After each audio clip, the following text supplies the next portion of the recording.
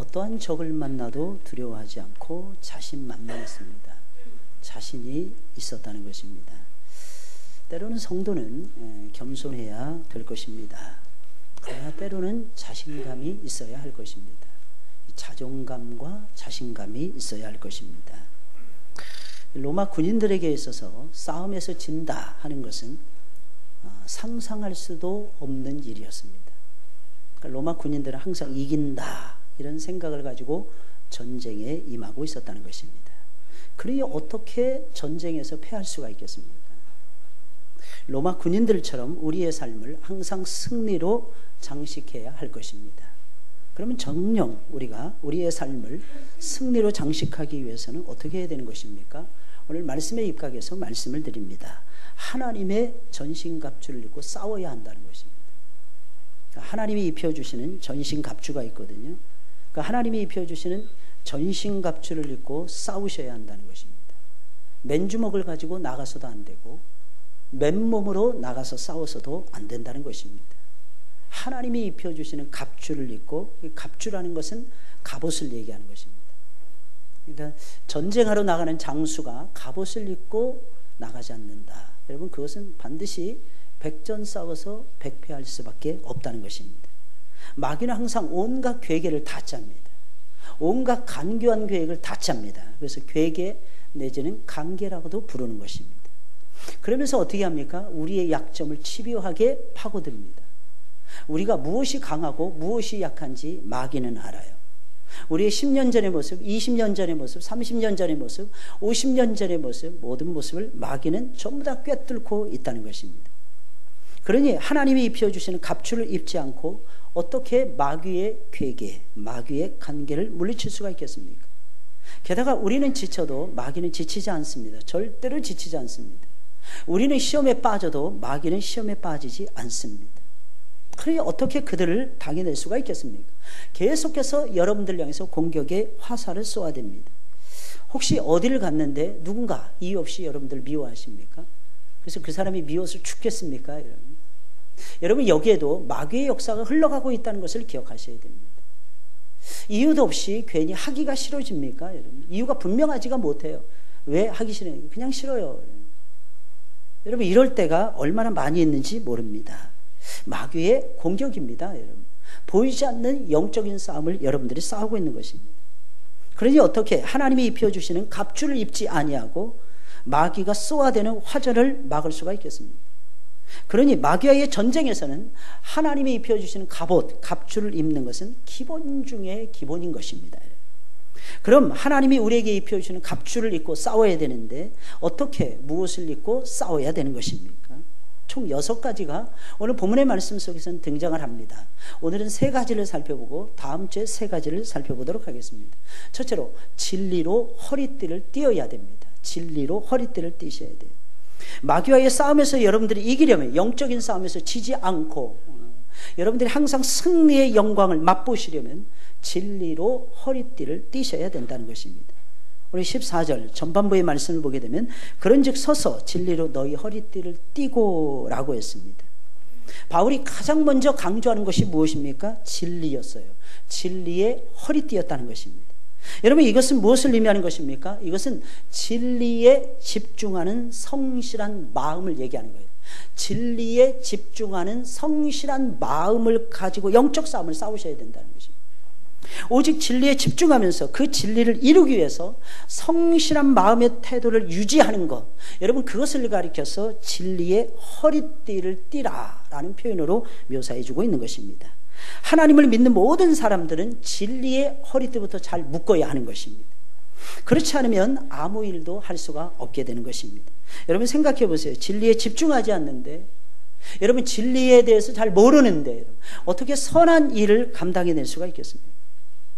시작을 했을 거예요. 처음에 시작은 잘할 것입니다. 아, 이게 선한 일이야. 나는 이거 하기 위해서 하나님이 나를 불러주신 거 맞아. 성경에도 쓰여 있잖아. 선한 일에 열심을 내는 친백성을 삼기 위해서 하나님이 우리를 부르셨다고. 근데 시작은 잘할 수 있는데요, 선한 일은요, 어려운 것이 무엇인지 아십니까? 끝까지 가기가 어렵다는 것입니다. 처음에 하는 것은 굉장히 쉬워요, 여러분들. 왜 쉬운지 아십니까? 누구나 다 인정을 하니까요. 내 마음속에도 조금 더 오류가 없이 그냥 조금 더 장애 없이 그냥 받아들여지니까. 왜? 선한 일이니까. 근데 문제는 무엇입니까? 끝까지 가는 거예요. 근데 진리를 알지 못하고 진리에 집중하지 못하고 진리에 대한 확신이 없잖아요. 중간에 멈추게 돼요. 내가 그동안 잘못 알아왔던 것 같아. 하나님에 대해서 내가 속은 것 같아. 교회도 공산주의하고 똑같은 것 같아. 세뇌시키는, 목사님의 설교송에서 세뇌를 시키는데 그 세뇌에 내가 넘어간 거야. 알고 봤더니 그게 아니었어. 마귀의 집요한 공격에 저와 여러분들이 속절없이 당하게 되는 것입니다. 그래서 우리 하나님은 우리에게 먼저 진리로 허리띠를 띠라 라고 강조하고 있는 것입니다. 여러분 아십니까? 세상 사람들은요 진리에 관심이 없어요. 그러면 세상 사람들의 관심은 무엇입니까? 이익에만 관심이 있습니다. 이익에. 나에게 이것이 유익한 것인가? 나에게 이것이 실제적으로 도움이 되는 것인가? 그럼 무조건 달려가요. 나에게 재미를 주는 것인가? 나를 즐겁게 해주는 것인가? 나에게 뭔가 이익을 가져다 주는 것인가? 거기에는 사람들의 눈이 멀게서 쫓아갑니다. 그냥 자동으로 쫓아가요. 너무너무 좋아하면서 쫓아갑니다. 근데 진리에는 관심이 없어요. 여러분 진리에 관심이 없다는 것을 어떻게 알 수 있습니까? 여러분 성경에 나오는 빌라도를 통해서 알 수 있습니다. 빌라도가 예수님에게 물어봅니다. 내가 진리 하는데 진리가 도대체 뭐냐? 물어봤잖아요. 그럼 들어야 될 거 아니겠습니까? 빌라도가 안 듣습니다. 예수님에게 설명할 수 있는 시간을 안 줍니다. 듣기 싫다는 얘기죠. 듣고 싶지 않다는 얘기죠. 그런데 사람들이 진리에 대해서 깨달았다는 거예요. 내가 진리를 통해서 새 사람 됐다는 것입니다. 궁금해지는 거예요. 그냥 호기심이에요. 호기심에 물어볼 뿐이지 진리에 대한 관심은 실제로는 없습니다. 그 진리가 주는 유익에만 관심이 있는 거죠. 쉽게 말하면 진리가 주는 이익에만 관심이 있는 거죠. 내가 이 진리를 얻으면, 내가 이렇게 예배를 잘 드리게 되면 하나님이 나에게 해주시는 복이 엄청날 거야. 예배 자체에 관심이 있어야 됩니다. 하나님은 진실로 저와 여러분들이 하나님 자체에 관심을 두기를 원하십니다. 하나님 자신을 사랑하기를 원하십니다. 율법과 선지자의 대강령이 무엇입니까? 사랑하는 여러분들, 하나님을 사랑하고 이웃을 내 몸과 같이 아끼고 사랑하는 것이 아니겠습니까? 근데 우리는 그것에 따르는 이익, 그것에 따르는 혜택, 그것에 따르는 베네핏, 이것에만 집중할 때가 얼마나 많이 있는지 몰라요. 진리에 관심을 가지셔야 돼요. 진리에 관심을 가지는 마음, 이게 있어야 영적으로 승리할 수 있습니다. 쉽게 말해서 하나님 자신을 사랑하는 거예요. 하나님 입에서 나오는 그 어린 양의 보혈과 그 어린 양의 피에서 나오는 하나님의 말씀, 그 어린 양의 피를 증거하는 복음의 말씀, 그걸 좋아하셔야 돼요. 애굽인들이 싫어했습니다. 짐승 잡는 것 자체도 싫어했어요. 그래서 하나님 애굽을 떠나라고 하신 거예요. 거기서 제사를 잘못 드렸다간 이스라엘 백성들 목 달아나는 거 이유도 아니었다는 것입니다. 그들은 짐승이 우상이었어요. 짐승이 그들의 신이었어요. 송아지가 그들의 신이었습니다. 양이 그들의 신이었습니다. 염소가 그들의 신이었습니다. 여러분. 그런데 양을 잡고 염소를 잡고 송아리를 잡아서 하나님께 번제로 태워서 드리는 영적인 제사, 이 제사는 세상 모든 사람들이 싫어하는 제사였다는 것입니다. 근데 그것을 하라고 하나님께서 이스라엘 백성들을 부르셨다. 저와 여러분들도 역시 마찬가지입니다.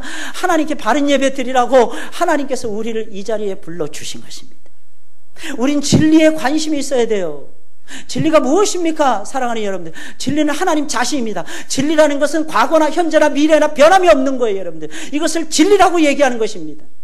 항상 신실해요. 항상 나타납니다. 항상 역사를 몰고 옵니다. 여러분, 그 변하지 않는 진리는 무엇입니까? 하나님 자신이 진리예요. 또한 두 번째, 하나님의 입에서 나오는 말씀이 진리입니다. 거기에 집중하는 마음이 있어야 저와 여러분들이 영적인 싸움에서 승리할 수가 있게 되는 것입니다. 그래서 우리는 달라져야 됩니다. 우리는 달라야 됩니다. 우리는 진리를 소중히 여겨야 돼요. 우리는 진리의 말씀 자체를 사모하는 마음이 있어야 되는 것입니다. 하나님은 저와 여러분들에게 이 마음을 먹으라는 것입니다. 영적인 싸움에서 승리하려면 마음이 중요한 거예요. 여러분, 전쟁에 승리하려면 두 가지만 있으면 승리할 수 있습니다. 첫 번째가 무엇입니까? 사기예요. 우리는 이길 수 있습니다. 우리는 예수님과 함께 하기 때문에 이길 수 있습니다. 이 사기가 충만해야 돼요. 두 번째, 예수님만 붙들고 살아가면 예수님께서는 언제나 우리와 함께 하시고 우리에게 필요한 영적인 것, 우리에게 필요한 건강의 복, 우리에게 필요한 삶의 모든 축복을 예수 그리스도께서 저와 여러분들에게 아낌없이 주신다는 것을 믿어야 되는 것입니다. 쉽게 말하면 군량미죠, 여러분들. 필요한 모든 것. 복음 물자죠, 여러분들. 이 복음 물자가 없이는 전쟁에서 승리할 수가 없는 것입니다. 여러분, 저와 여러분들은 진리를 소중히 여기셔야 돼요. 왜 그런지 좀 아십니까? 결정적인 순간에는 여러분들 이익이 통하는 것이 아니라 진리가 통하기 때문에, 이익이 통하는 것이 아니라 진리가 통해요. 여러분, 평소에는 진리와 진실이 외면을 당합니다. 여러분.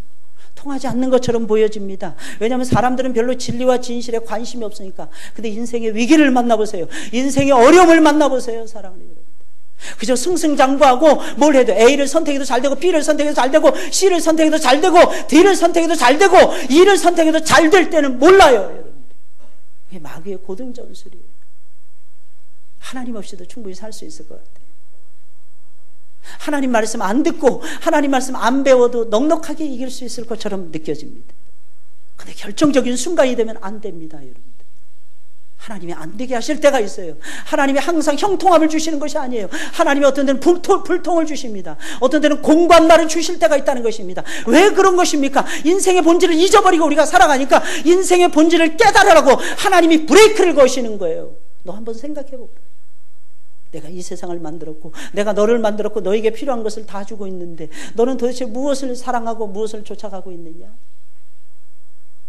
너는 진정 무엇에 연연하면서 살아가고 있느냐? 너에게 당장 무엇이 필요하냐고 내가 묻는다면 너는 무엇을 구해? 예, 하나님, 저는 100억입니다. 예, 하나님, 저는요 수많은 세상의 즐거움입니다. 하나님, 나 6일 동안 일하는 것이 너무 힘듭니다. 하나님, 네 날로 아니면 5날로 하나님 줄여주세요. 왜? 나머지 날은 나는 예배 드려야 되기 때문에 하나님, 제가 나머지 날 이틀, 하루 이틀은 제가 쉬어야 되겠습니다. 하나님, 혹시 그런 생각을 가지고 계십니까?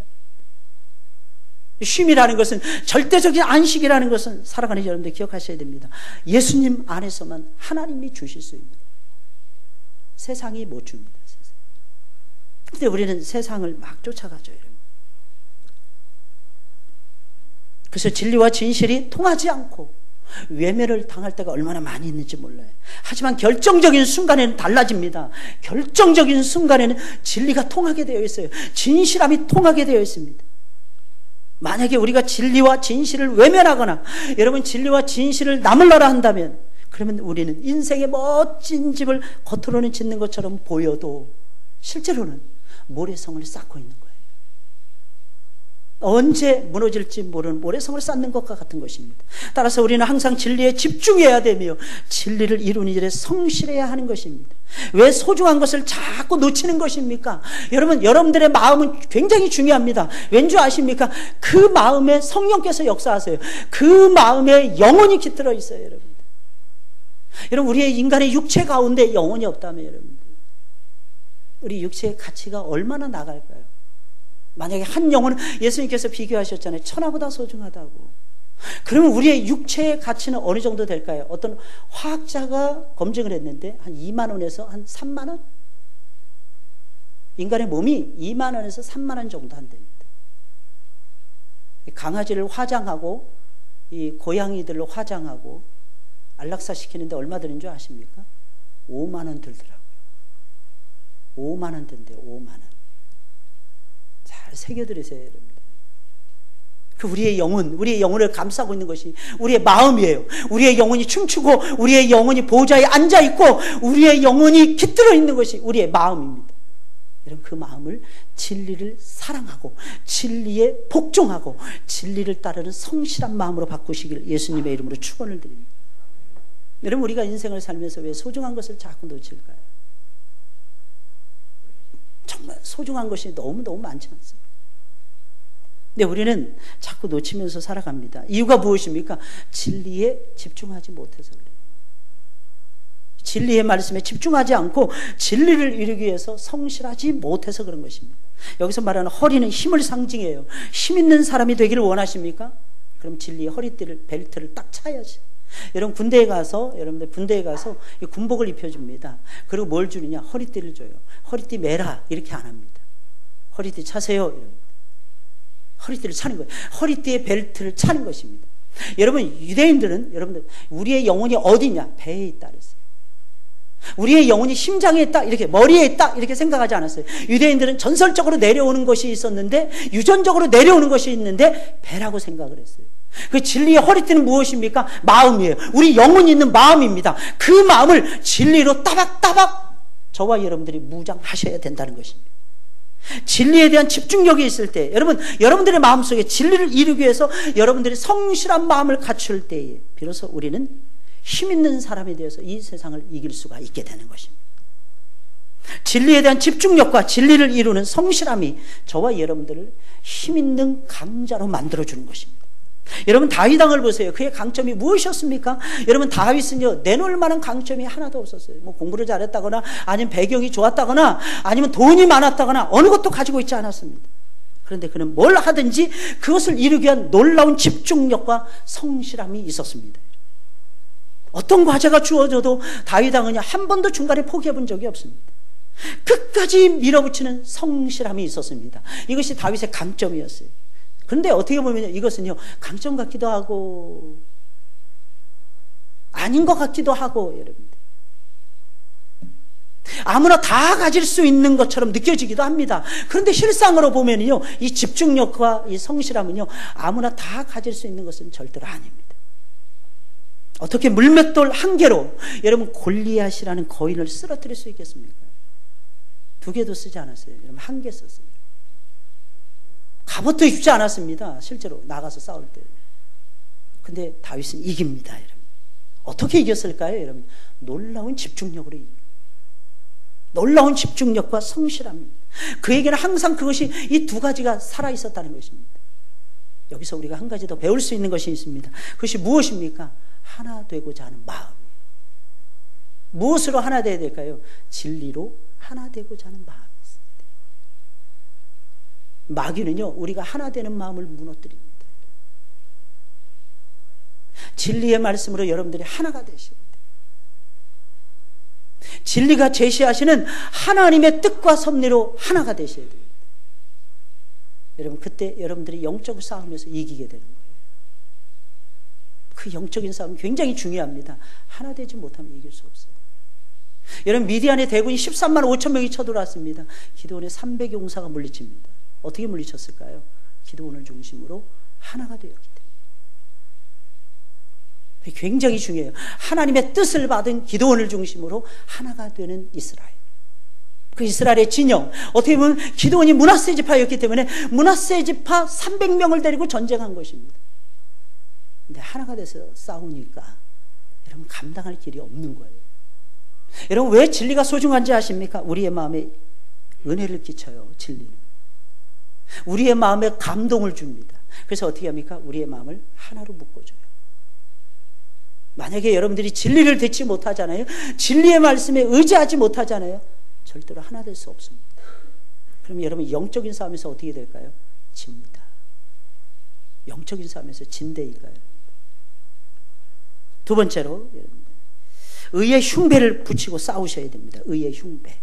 14절 하반부의 말씀을 보니까 의의 흉배를 붙이고 라고 했어요. 이 말씀의 의미는 내 의를 내려놓으라는 거예요. 내 의는 포기하라는 거예요. 십자가의 의, 하나님의 의, 주 예수님의 의를 몸에 붙이고 싸우라는 것입니다. 마귀는 끊임없이 저와 여러분들을 공격해 옵니다. 마귀는 우리의 죄와 허물과 실수를 물고 늘어지는 근성이 있어요. 여러분, 마귀는 지치지도 않는다니까요. 마귀의 원래 이름이 참소자요 거짓말장이 아닙니까? 참소자가 뭡니까? 검사가 돼서 계속해서 우리의 약점, 우리의 단점, 우리의 잘못, 이걸 파고든다는 그런 뜻입니다. 여러분. 그러니 마귀에게 참소하지 말라라고 하는 것은, 여러분, 이것은 무엇을 의미하는 거예요? 죽으라는 거하고 똑같은 거예요. 마귀에게 참소하지 말라. 마귀의 사명이 참소인데, 여러분, 마귀가 참소하지 말라 하는 것은 죽으라는 것 같다는 것입니다. 그래서 마귀는 끊임없이 저와 여러분들의 잘못, 저와 여러분들의 허물, 저와 여러분들의 죄를 물고 늘어질 수밖에 없는 것입니다. 그래서 마귀의 공격을 받잖아요. 웬만한 믿음의 사람들도 견디지 못하고 퍽퍽 나가 떨어지는 것입니다. 그래서 많은 사람들이 처음에는 신앙생활 시작합니다. 이런 멋지게 시작합니다. 중간에 자꾸 이탈하는 거예요. 중간에 자꾸 이탈하는 이유가 도대체 무엇일까요, 여러분들? 여러분, 성실함을 가지시라니까, 성실한 마음의 태도를 가지시라니까, 여러분들. 예를 들어서 오늘 하나님의 말씀을 듣는데 은혜가 별로 안 됐어요. 그럼 믿으셔야 돼요. 하나님이 다음번에는 나에게 은혜를 주실 거예요. 그리고 마음의 문을 활짝 열고 나오셔야 됩니다. 근데 다음번에도 우리 이렇게 생각합니다. 아, 지난주에 내가 은혜를 못 받았으니까 이번 주에도 은혜가 안 될 거야. 그러니 사랑하는 여러분들, 하나님 말씀에 어떻게 꼴을 먹을 수가 있겠습니까? 참 신기하지 않습니까? 마귀의 공격을 받잖아요. 웬만한 믿음의 사람도 퍽퍽 나가 떨어진대요. 그래서 가룟유다 나가 떨어진 거예요. 감당을 못해요, 여러분들. 화전이 여기저기서 막 옵니다, 여러분. 이 모양 저 모양으로 막 얼굴 바꿔서 옵니다. 어떤 때는 소의 모습으로, 어떤 때는 호랑이의 모습으로, 어떤 때는 염소의 모습으로, 어떤 때는 순한 양의 모습으로, 어떤 때는 이리떼의 모습으로 마귀가 저와 여러분들을 찾아온다는 것입니다. 그러니 마귀의 공격을 제대로 받아치려면 여러분, 의의 흉배를 저와 여러분들이 붙이고 여러분 싸우셔야 되는 것입니다. 특별히 여기서 우리가 기억해야 되는 것이 있어요. 내 의의 흉배는 떼내셔야 된다는 거예요. 나의 의로움은 떼내셔야 됩니다. 그럼 어떻게 해야 됩니까? 십자가의 의의 흉배를 붙여야 됩니다. 그러면 분명히 악한 원수 마귀의 집요한 공격을 물리칠 수가 있을 것입니다. 특별히 마귀는요, 지나간 일을 붙잡고 늘어지는 아주 고약한 근성이 있어요. 10년 전의 일을 끄집어내기도 합니다. 20년 전의 일을 끄집어내기도 합니다. 정말 징글징글한 거죠, 여러분. 우리는 다 잊어버렸어요. 근데 마귀는 잊지 않고 기억하고 있는 것입니다. 우리는 이미 다 잊어버렸는데 마귀는 잊지 않고 기억하고 있는 것입니다. 그러니까 웬만해서는 마귀에게 저와 여러분들이 틈을 주어서는 안 되는 것입니다. 그 정도니 어떻게 마귀의 공격을 저와 여러분들이 무력화시킬 수가 있겠습니까? 우리가 전혀 생각하지 못하는 것을 끄집어내서 어느 날 갑자기 공격을 해야 되는 것입니다. 그런데 어떻게 그 마귀의 공격을 저와 여러분들이 당해낼 수가 있겠습니까? 불가능한 거예요. 그래서 마귀의 공격에 신앙인들조차도 당해내지 못하고 속수무책으로 당할 수밖에 없는 것입니다. 그런데 당해내는 사람들이 있었어요. 그들은 어떤 사람들이었습니까? 자신의 죄와 실수를 감추지 않고 인정하는 사람들이었어요. 마귀의 공격을 받을 때에 아, 나 안 했어, 나 그런 적 없어, 나 기억나지 않는데 이렇게 말하는 것이 아니에요. 맞아, 내가 그 실수한 거 내가 10년 전인데 야, 너 진짜 귀신같이 하는구나. 마귀는 귀신들을 거느리고 있기 때문에 귀신같이 압니다. 다 알아요. 여러분들의 눈썹이 잘 들으셔야 됩니다. 오른쪽이 살짝 올라갔는지 왼쪽이 살짝 올라갔는지 다 압니다. 여러분들의 코가 자세히 보면 살짝 삐뚤어진 것까지 마귀는 압니다. 여러분들의 귀가 당나귀귀처럼 솟아올라 있는지 아니면 축 처져 있는지 마귀는 다 알아요. 여러분들의 심장이 튼튼한지 여러분들의 심장이 별 볼 일 없는지 마귀는 다 알아요. 어디에 약점이 있는지 머리부터 발끝까지 마귀는 완벽하게 스캔을 뜨고 저와 여러분들을 공격해 됩니다. 그래서 마귀의 공격을 딱 받았을 때는요, 첫째 인정하는 것이 굉장히 중요합니다. 그래, 맞아, 그 일은 모두 다 내 잘못인 거야. 내가 실수했어. 여러분, 하나님 앞에서만 이것이 필요한 것이 아닙니다. 영적인 전쟁을 할 때 더더욱이나 필요합니다. 분명히 기억은 안 나요. 잘 기억은 안 납니다. 하지만 나의 죄와 실수를 그대로 인정하고 자백하는 것이 좋은 것입니다. 참 이상해요.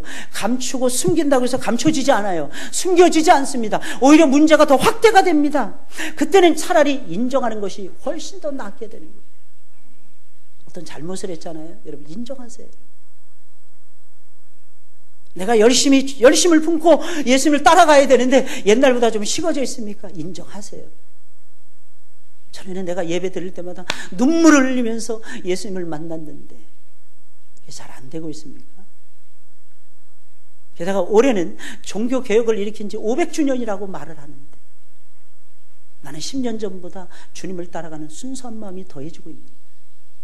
저는 욥기를 보면서요, 욥기 1장에 나오는 내용을 보면서 많이 울었습니다. 욥은요, 순전한 사람이었어요. 정말 신기한 거 말씀드릴까요? 산전, 수전, 공중전, 우주전까지 다 치르는데도 욥의 마음은 계속해서 순전하다. 욥의 마음은 세상의 때가 묻지 않습니다. 하나님 말씀하신 대로 그대로 따라가요. 내 친구들을 삼가 용서하라. 그 말씀을 따라서 용서합니다.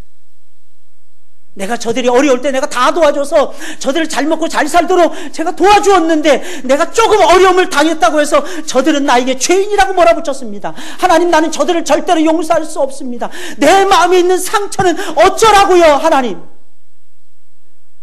욥은 하나님 앞에 항변하지 않습니다.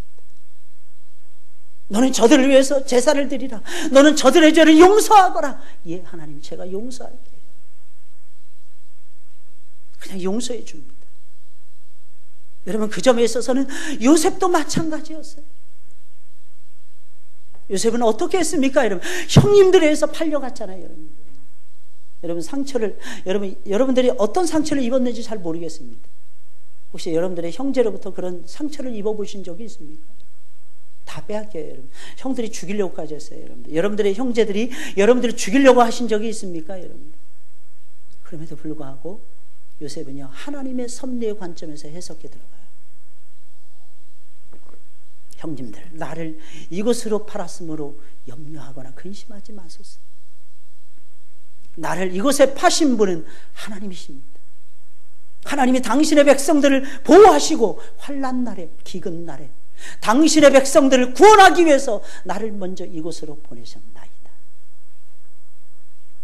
요셉은요, 정말 순전합니다. 저와 여러분들의 믿음이 그렇게 되기를 예수님의 이름으로 축원을 드립니다. 그리고 그 다음이 중요해요. 가만히 있으면 안 되고 정당한 고백을 하고 정당한 액션을 취하셔야 됩니다. 그래, 그것은 내 잘못이었어, 인정하셔야 돼요. 하지만 나는 이미 예수님 앞에서 고백을 했기 때문에 예수님의 십자가의 의로움으로 내 모든 죄에 대해서는 용서를 받았어. 나는 용서받은 죄인이야. 그래, 맞아. 내가 말하는 대로 내가 죄인이 맞아. 그러나 나는 용서받은 죄인이란다. 그러니 더 이상 내 죄의 문제를 가지고 나를 괴롭히지 마. 마귀에게 선포하셔야 되는 것입니다.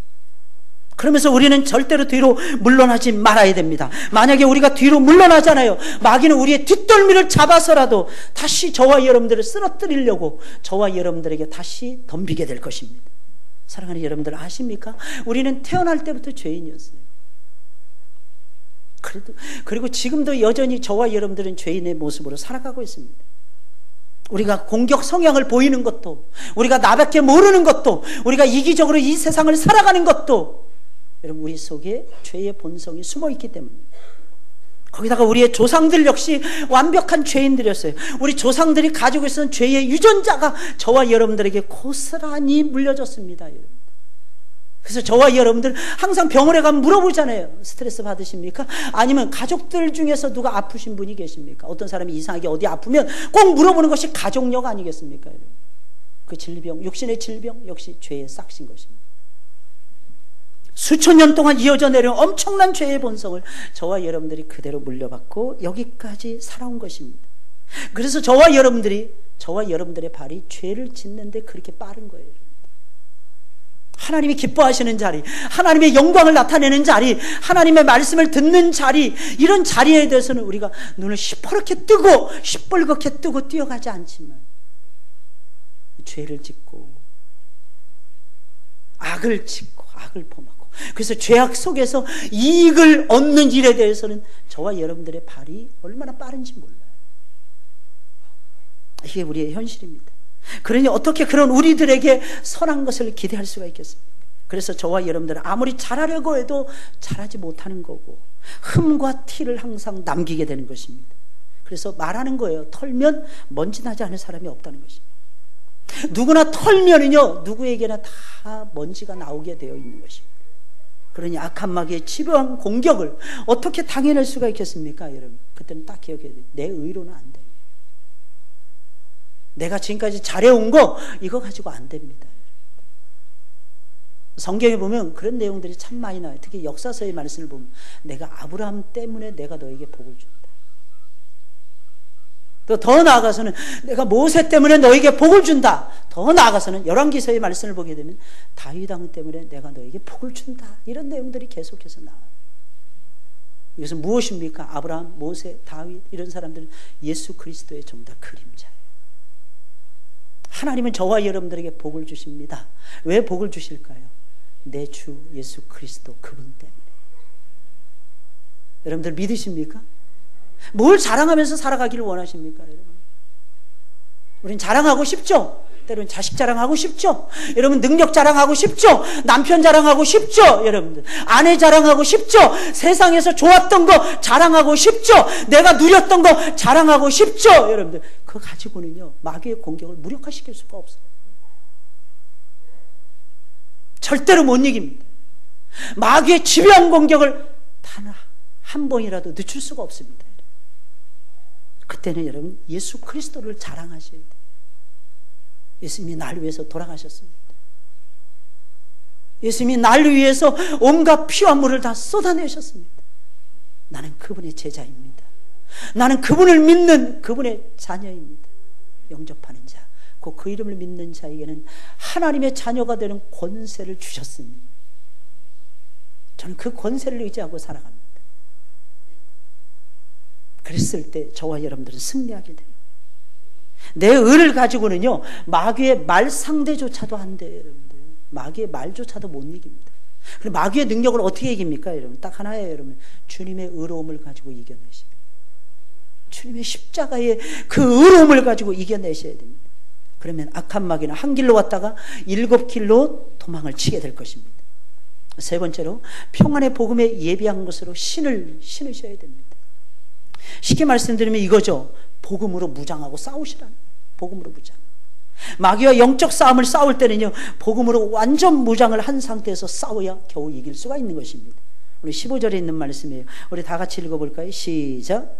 평안의 복음에 예비한 것으로 신을 신고 그랬습니다.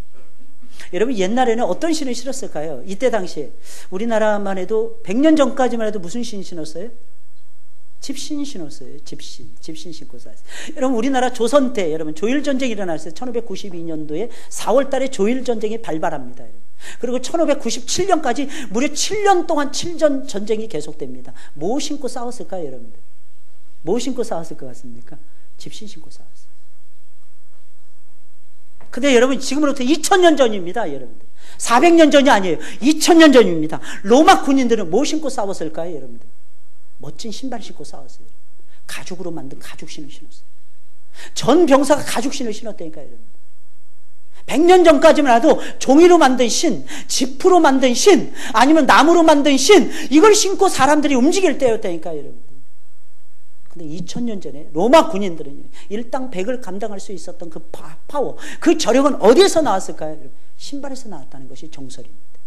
근데 무슨 신을 신었을까요? 가죽신, 튼튼한 가죽 바닥으로 되어 있습니다. 더 놀라운 건요, 맨 밑에다가 깔창을 깔았는데 맨 밑에다가 창을 하나 더, 징을 하나 더 박았는데 쇠징을 박았답니다. 쇠로 징을 박았대요. 게다가 여러분 지중해 연안은 더운 지방이죠, 여러분. 물가를 막 지나가야 돼요. 때로는 돌멩이를 지나가야 돼요, 여러분. 때로는 물이 없는 곳을, 메마른 곳을 지나가야 됩니다. 여러분 이 신발만큼 좋은 것이 어디 있겠습니까? 게다가 발목 이상까지 단단하게 가죽으로 묶는 신발이었습니다. 이게 로마 군인들이 신고 있었던 신발이었다고 합니다. 마귀와의 전쟁을 잘 치르는 방법, 여러분 무엇입니까? 복음의 강력한 가죽으로 두르셔야 돼요. 복음의 강력한 쇠심줄보다도 더 질긴 가죽으로 신으셔야 됩니다. 만약 그렇지 않잖아요? 그럼 집니다. 당당한 로마 군인들의 힘은 여러분들 다시 말씀드립니다. 신발에서 나왔다는 거예요. 신발에서.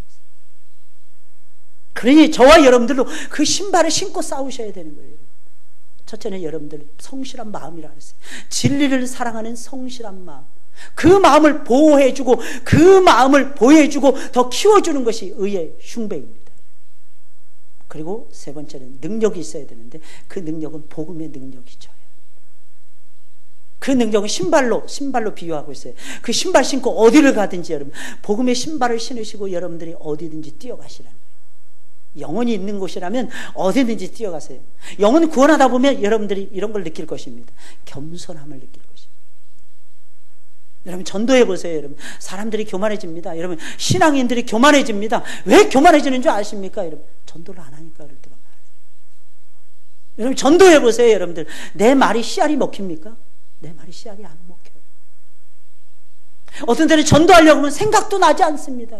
내가 무슨 말을 했지? 돌아서면서 후회될 때가 진짜 많습니다. 그런데 교회 와. 성령께서 도우신 거예요. 성령께서는 보여 살아 했잖아요, 여러분.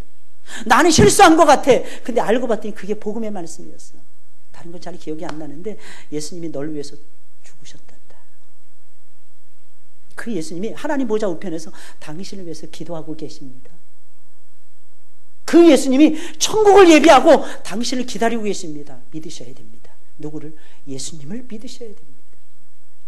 더듬으면서도 그 말은 한 거예요. 어떤 때는 막 유창하게 철학적으로 막 접근해 갑니다. 어떤 때는 유창하게 변증법적으로 접근합니다. 어떤 때는 유창하게 과학적으로 막 설득에 들어갑니다. 모든 사설, 신문의 사설 막 총동원합니다. 그런데 이상하게 구원받지 못해요. 그래서 전도하다 보면요, 뭘 느끼느냐, 여러분들. 내가 아무것도 아니라는 걸 느껴요. 나는 그저 도구입니다. 하나님의 말씀을 증거하는 도구에 불과합니다. 그래서 어떻게 되느냐? 겸손해집니다. 내 힘으로 안 된다는 거죠. 내 힘으로. 여러분, 여기서 예비라고 하는 번역된 헬라어 단어는요, 그 이미지가 있다고 하는데, 견고하게 바로 서는 것, 그런 이미지가 있답니다. 예비라는 건 준비죠. 여러분, 복음을 잘 준비하세요. 잘 무장하세요. 그러면 사랑하는 여러분들 어떻게 됩니까? 견고하고 똑바로 설 수 있다는 거예요. 저와 여러분들은 견고해지셔야 됩니다. 잘하는 복음이죠. 그런데 여러분들 놓치고 있지는 않습니까? 정말 신령한 복음이죠, 여러분들. 그런데 우리가 잊어버리고 있지는 않습니까? 마찬가지로 마귀와 싸울 때는 평안의 복음에 예비한 것으로 신을 삼으셔야 돼요. 더 신기한 거, 여러분들, 이 복음은 평안을 준다는 거예요. 이 복음은 진정한 평화를 준다는 거예요. 인류가 잃어버린 평화가 무엇입니까? 여러분들, 하나님과 우리와의 평화잖아요. 하나님과 나와의 평화롭지 못하니까 사람들끼리도 서로 싸우는 거 아니겠습니까? 서로 좋았다가도 어느 날 갑자기 헤어지는 거 아니겠습니까? 어느 날 갑자기 마음이 갈라지는 거 아니겠습니까? 그 이유가 무엇입니까? 근본은, 평화의 근본은 하나님이세요.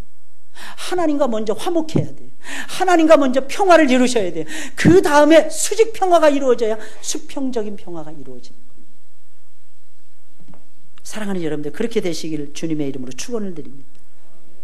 우리가 강력한 복음 위에 서 있으면 마귀는 깜짝 놀라서 도망칠 것입니다. 원래 마귀는 복음의 주인공인 예수라는 이름만 들어도 벌벌 떠는 기질이 있어요. 우리의 이름 내세워가지고 안 되지만 예수님의 이름을 내세우면 마귀가 도망친다는 것입니다. 그러니 평안의 복음에 예비한 것으로 신을 신고 있는 우리의 모습만 보더라도 마귀는 놀라서 자빠지게 되는 것입니다. 어떻게 보면 복음 위에 서는 것은요, 이 세상에서 어떤 것보다도 쉬운 일입니다. 왜냐하면 복음은 옛날이나 지금이나 전혀 변함이 없이 똑같기 때문입니다. 복음은 똑같아요. 복음의 내용은 바뀐 적이 없습니다, 여러분들. 복음의 내용은 약간의 진보도 필요로 하지 않습니다. 옛날에 들었던 복음하고 똑같습니다. 그러나 복음을 접할 때 저와 여러분들이 조심해야 될 것이 있습니다. 여러분, 그것이 무엇입니까? 복음을 변질시켜서는 안 됩니다. 복음을 변질시켜서는 안 됩니다. 많은 신학자들이 최근 들어서 딜레마에 빠집니다. 그래서 로만 카톨릭이 주장했던 걸로 돌아가고 있어요. 이게 전 세계적인 신학적 흐름입니다. 왜 그런지 말씀드릴까요? 성경에도요, 수많은 사람들이 신앙생활을 하다가 낙오자가 됩니다. 궁금해지는 거예요. 이 사람들이 구원받았을까? 구원받지 못했을까? 그런데 하나님은 예정론을 펼치시는 거예요. 하나님이 선택받은 사람은 절대로 놓치지 않는다. 한 번 믿은 사람들은 절대로 낙오되지 않는다. 성도의 견인을, 저와 여러분들은 칼빈주의의 5대 교리를 믿는 사람들입니다. 성경이 그것을 저와 여러분들에게 선포해 주고 있고요, 여러분들. 이게 흔들리기 시작하는 거예요. 그러면 믿음으로만 구원받는다는 이 신칭의의 교리가 잘못된 것이 아닐까? 이 칭의론의 문제를 제기하는 거예요. 칭의론. 그래서 사람들은, 똑똑한 신학자들이 제기하는 것이 있습니다. 무엇인지 아십니까? 프로스, 믿음 프로스. 바른 삶이 뒷받침되지 않는 구원은 가짜다. 요즘에 인터넷에 많이 떠도는 벤자민 옹가 하는 목사님이 계십니다. 그분이 그것을 주장하는데, 이 주장은 한국에서 내노라는 신학자인 김세윤 박사라는 분이 계시는데, 이분을 통해서 전달이 되고 있어요. 그래서 종교교회 500주년을 맞이해서 지난 3월 마지막 주에 한국에 오셔서 신학 포럼을 열었는데 이걸 주장하기 시작했습니다. 그러자마자 일주일이 못 넘어서 모든 한국의 개혁주의 모든 신학교에서 반박문을 내걸었습니다. 절대로 그렇지 않다는 겁니다. 우리가 구원받는 것은 믿음으로만 된다는 것입니다. 여러분 믿으십니까? 믿음으로만 돼요. 때로는 여러분들이 넘어지고 엎어지고 자빠지고 여러분 계속 그럴 것입니다. 그러나 그때에도 확실한 것이 있습니다. 나는 믿음으로 구원받는다는 거예요. 그리고 그 믿음은 반드시 나를 바꿔놓을 것입니다. 그래서 기억하셔야 됩니다. 복음을 변질시켜서는 안 돼요. 여러분들. 복음을 굳게 믿으셔야 됩니다. 저와 여러분들은 예수님의 십자가를 믿음으로 천국 가는 것입니다. 이것은 하나님이 정해놓으신 의로움이에요. 로마서가 천명하고 있고 갈라디아서가 천명하고 있고 성경 전체가 천명하고 있는 위대한 진리 중의 진리입니다. 아브라함이 구원받은 것은 믿음으로 받은 거예요. 모세가 구원받은 것은 믿음으로 받은 것입니다. 모세는 부름받기 전에 하나님의 율법을 받기 전에 먼저 부름받지 않았습니까? 사랑하는 여러분들. 아브라함도 그 점에서 마찬가지였어요. 여러분들. 다윗은 자기 옆에 선지자가 없을 때도 믿음으로 승리했습니다. 사랑하는 여러분들. 이 점을 잊어서는 안 됩니다. 신약의 모든 사도들도 믿음으로 승리했어요. 여러분. 믿음의 반석 위에 우뚝 서시는 여러분들이 되시길 예수님의 이름으로 축원을 드립니다. 복음을 전파하는 수단을 연구해야 됩니다. 복음을 전파하는 수단은 항상 달라야 됩니다. 여러분들. 그러나 기억하셔야 됩니다. 여러분들. 복음의 내용은 변질되어서는 안 되는 것입니다. 우리가 상을 받는 것은 행함을 통해서 받는 거예요. 할렐루야. 여러분들에게 하나님이 상을 주시죠. 뭘 통해서 받는 거예요? 여러분들. 뭘 통해서 주시는 것입니까? 행함을 통해서. 행함을 통해서 하나님께서 여러분들에게 복을 주시는 거예요. 할렐루야. 그래서 성도는요, 믿음 플러스 행함이 같이 어우러져야 되는 것입니다. 그래서 믿음 생활 신앙이 이루어져야 되는 거예요. 신앙 생활뿐만 아니라 생활 신앙이 앞서가야 되는 것입니다. 신앙이에요, 여러분들. 그래서 우리의 신앙을 올바르게 추스려 나갈 때 비로소 성령의 기름진 역사가 나타나게 되는 거예요. 꼭 기억하셔야 돼요. 내 힘으로 되는 게 아니라 성령님의 도우심으로 되는 것입니다. 할렐루야. 이 점 꼭 잊지 마시고 승리하시길 주의 이름으로 축원을 드립니다. 우리 390